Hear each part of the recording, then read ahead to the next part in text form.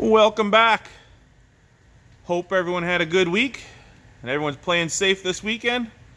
Stocking up on all your toilet paper and stuff because you can never have enough butt wipe. Anyway, we're back on the case. Last weekend, rings on, pistons in, bottom closed up, everything good to go. Now it's time to re-clean the surface of this engine here. Get ready to put the heads on. Excited, things are coming along well. So we're going to use a little brake clean, make sure we get all the grease and crud off that thing. And then we'll get at her.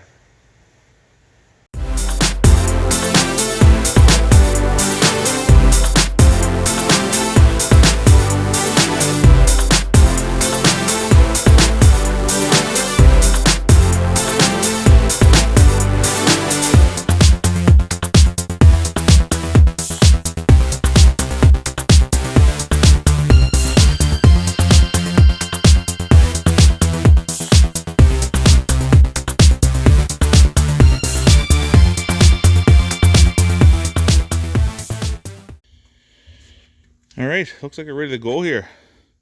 Got our surface cleaned, head gaskets are cleaned, got our heads cleaned, exhaust manifold is cleaned, ready to go, and so is our intake manifold. Now, like I said, we're gonna use some of these these gaskets because they're been on for a while, and they were only on for like a week and a half. So we're gonna use some of this gasket tack or spray gasket just to make sure we got a good bond in case there was a little dent or a little imperfection in the gaskets when I pulled them off.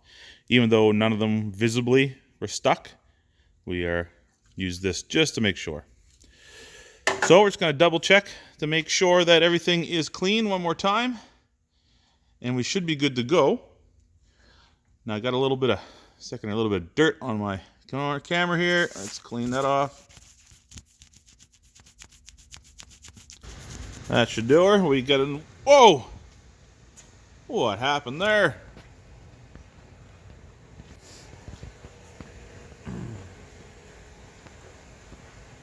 Just like magic.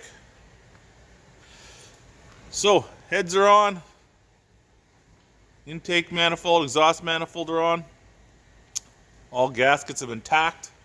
That head is torqued down. Now we gotta move on to the valve, to the rack, rocker rack. Got our box of front parts. That's our box of rears. Let's get them cleaned off and put in the machine. Now, one thing I didn't do the last time, but I'm gonna do this time. This is the tube here that feeds oil to the rocker rack. There's a little tiny O-ring on here. It looks good. You know, it looks nice and fat and it feels like it's sealing good, but if that leaks, then I get no oil pressure to the top end of this engine. So I really want to make sure that I got a good seal here. They were 31 cents a piece and available.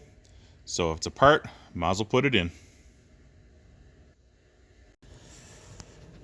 There, we got all the rocker arms on.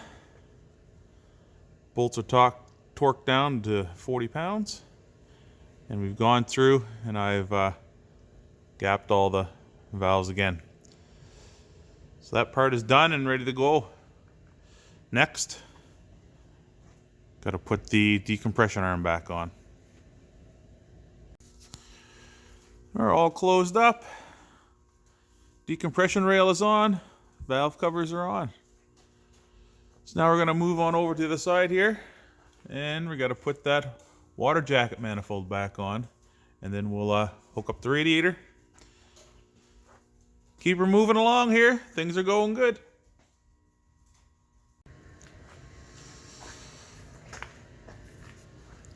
Water manifold on, radiator hooked up, fuel injectors in, and all return lines are attached.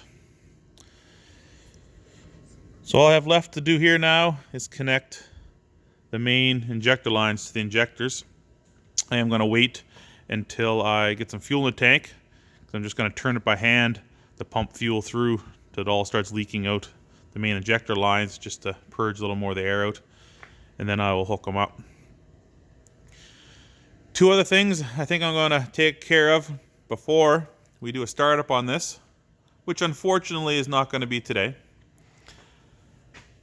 I am going to fix this fuel valve here. I'm going to take that off and take that to my work and see if I can get some O-rings just to match up in there to fix that. And the other thing, which is new, is that puddle of oil. I've never had a leak like this back here before. And I'm not sure where it's coming from, but if you remember, it took the big subframe off, which is still back there, and that's when this oil started dripping. So I don't know if it's coming out of the seal here, or it actually looks like it's wet up here, which I don't understand because there's no gaskets or anything up there that it can leak. But that's going to require a bit of investigation, figure out why that started. And other than that, we are real close to restarting this tractor. Everything went back together well.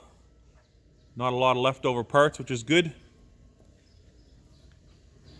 Only a couple washers, but there are ones that I thought were lost, so I had to replace. So anyway, just a quick video. I'm not filling you guys in or taking you along with the reassembly of all this stuff, just because we've already been through it a couple times. So this video, and even maybe the next one, might be a little shorter, just till I get to the point of ready to start it. Anyway, as usual, thanks for watching. If you're not subscribed, hit the little button, give me a thumbs up, and I'll catch you next week.